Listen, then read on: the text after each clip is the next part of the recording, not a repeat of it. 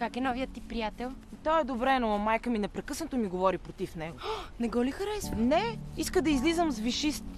Иска приятелят ми да е студент, а той е само кандидат-студент. Освен това работи като техник. Ох, всички майки са еднакви. Искат дъщерите им да ходят с принца мечта. Да, освен това непрекъснато ми дава пример с децата на колежките си. Дъщерята на Еди коя си излизала с зъболекар, на втората с инженер, на третата с водещ на радиопредаване. А ти излизаш с техник. Да. А твоите родители харесват ли Радо? Не съм ги запознавала. И много по-добре. Сложните съществителни имена в българския език могат да се образуват от две отделни думи. От зъб и лекар – зъболекар. От радио и предаване – радиопредаване. От кандидат и студент – кандидат-студент. А къде кандидатства Ясен? В Техническия университет. За втори път сега чака резултатите. Влюбена ли си? Да, разбира се. Той е толкова забавен и родителите му също. Не съм срещала такова гостоприемство. Познаваш родителите му? Да, често им ходим на гости. И те с какво се занимават? Баща му е счетоводител, сега работи като земеделец. А майка му? Майка му помага. Наистина няма по-мили и работливи хора. Значи се разбираш с тях. Да. Знаеш ли, баща му е голям родолюбец. Обиколил е цяла България. Сериозно? Да, не ти трябва пътеводител. Може да ти разкаже за всяко кътче от Видин до Синеморец. Да. Обърнете внимание, между отделните части на някои сложни съществителни имена стои съединителна гласна О или Е.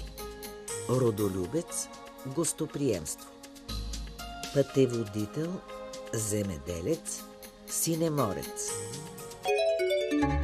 А баща ти какво мисли за Ясен? Не го познава. Нали знаеш, баща ми е кинорежисьор, все е на снимки, понякога се прибира след полунощ, но майка ми... Стига де, хората казват, всяко чудо за 3 дни. Ще свикне. Не, няма да свикне. Тя иска да излизам с директор. Или поне с заместник директор. А ако е министър-председател, най-добре. Майка ти винаги е била амбициозна. Да, така е. Трябвало е да стане прокурор или съдия-изпълнител. И учителската професия отива. Да, знаеш ли, днес бивши випуск празнува 15 годишна от завършването. Поканили се я. Аз ще поканя Ясен, иначе друга възможност просто няма да имам. Не и се сърди, да тя ти мисли доброто. Аз не се сърдя, обичам я. Само че обичам и него. Някои сложни съществителни имена са образувани без съединителна гласна. Полунощ, кинорежисьор, 5 годишнина. Някои сложни съществителни имена са образувани от две съществителни нарицателни. Заместник директор, съдия-изпълнител, министър-председател. Радо! Здрасти. Здравей! Тази вечер сме на гости у един мой приятел, младомец, канени от тях. Кой? Кой приятел? Краси? Кой е Краси? Не го познавам. А не съм ли ти разказвал за него? О, познавам го още от средношколец. В момента е военнослужещ. Ти няма ли да дойдеш? Не. Тя има среща с Ясен. Да, но ако искате, утре можем да излезем заедно. Ще ходим в Родопите на екотуризъм. Екотуризъм? Да. Ясен членува в един мотоклуб. Всички заедно утре ще почистваме планината. О, това не е ли изморително? Не, много е приятно. Действа по-добре от всякаква психотерапия. Първата част на сложното съществително име може да бъде прилагателно име. Нов, новодомец, среден, средношколец, военен, военнослужащ. Първата част на сложното съществително име може да бъде съкратено прилагателно. Мотоклуб, екотуризъм, психотерапия. Само за един ден ли заминавате? Не, ще спим там. На следващия ден ще ходим до близкото село. Какво ще има там? Честване на 100 годишната от създаването на читалището. Ще бъде много весело. Хайде и ние да заминем с тях. Ох, не знам, тези хора, рокерите. Не са ли малко агресивни и с високо самочувствие? Не, само така изглеждат. Във всекидневието са като всички нас, просто имат страст. И аз имам двама съседи рокери, страхотни са. Отнасят се с всеотдайност към всичко. Да, точно така. Освен това, в клуба интересното е, че компанията е разнородна. Има един десетокласник, един първокурсник медик, има един шампион по бокс, даже има един асистент от университета. Страхотно е! Първата част на сложното съществително име може да бъде и числително име. 100 – 100 годишнина. 3 – триъгълник. Първи – първокурсник. 10 – десетокласник. Първата част на сложното съществително име може да бъде и местоимение. Всекидневие, всеотдайност, самочувствие. А ние ако дойдем, къде ще спим? В гората на палатки. Много е романтично. А какво ще ядем? Носим си храна. А сутрин някой ранобудник става и прави чай. Къде е топла вода, след като там няма къде да си включиш един бързовар? Носим си вода в термоси. Пием чай и след това тръгваме из гората. Ама цял ден ли чистите? Не, няколко часа. А след това се качваме на някой връх и с далекоглед гледаме околността. Много е красиво. Винаги съм си мислил, че рокерите са някакви развей прах, бутни колиби. Не е вярно. Даже имат повече съвест от много други хора. Да, и са много по-смели. За тях не съществуват препъни камъни. Браво! Издигат ми се в очите. В сравнение с тях аз съм просто един ритнитовковец. Я престани. Някой ден и ти ще се качиш на мотор, както се тръгнали неща. Да, мотор. Да. Мотор. Друг път. Мотор. Друг път. Първата част на сложното съществително име може да бъде и наречие. Рано – ранобудник. Далеко – далекоглед. Бързо – бързовар. Първата част на сложното съществително име може да бъде и глагол в повелително наклонение. Препъни камък, бутни колиба, развей прах, ритни топковец.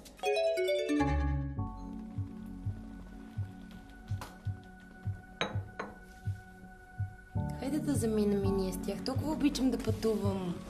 Ох, не знам. Хайде де, ако не ви хареса, винаги може да си тръгнете, нали сте с кола? Да. Освен това, аз съм сигурна, че ще ви хареса, знаете ли? Откакто съм с Ясен, всяка седмица ходя на някакво различно място. Бяхме в Самоков, в Сухиндол, в Драгомирово, в Доброславци. Това пък не съм го чувала никога. Ето, виждаш ли? Добре, вие всяка събота и неделя ли се събирате? О, не. Събираме си по празниците, например на Иванов ден, на Йорданов ден, на Димитров ден, на Никол ден. Хайде! В някои сложни съществителни имена, които са названия на празници, първата част съдържа собствено име на лице. Иванов ден, Йорданов ден, Димитров ден, Никол ден. Обърнете внимание, някои имена на населени места също са сложни съществителни имена. Самоков, Сухиндол, Драгомирово, Доброславци. А другата седмица пак ли ще ходите на някъде? Да, до Симеоновград и след това до Асеновград. Хайде да отидем и ние. Ако ни хареса, ще си купим мотор. Да. С мотор съм пътувал само 2 пъти, до Ботевград и до Благоевград. И? Справи ли се? Не карах аз. Красимир и Светлозар караха, аз и Радослав се возихме. Не ти ли хареса? Не, просто с кола се чувствам много по-сигурен.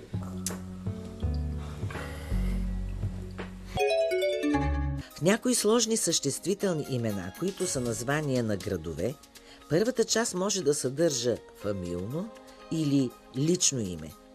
Ботевград, Благоевград, Асеновград, Симеоновград. Обърнете внимание, някои собствени имена на лица също са сложни съществителни имена. Красимир, Радослав, Светлозар.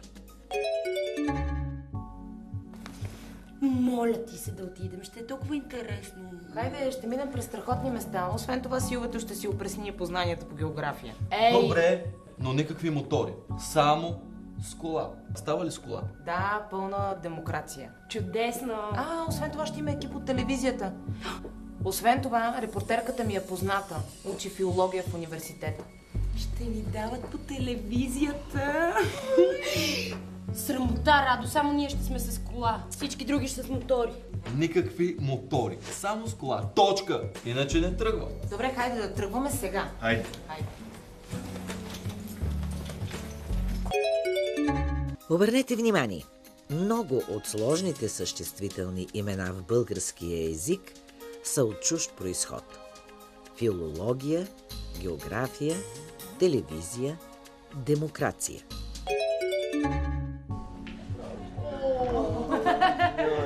Толкова се радвам, че ще дойдете с нас. И сега ще се обадя на Ясен. Оп, чакай, звъни ми телефон. Ясен. Ало, здравей. Какво? Приет си? С петица? Браво! Кажи му, че много се радвам. Да. Аз съм с Силвето и с Радо и те поздравяват. Да. Утре ще дойдат с нас. Страхотно. Хайде, ще се чуем по-късно. Чао, чао. Днес е щастлив ден. Да.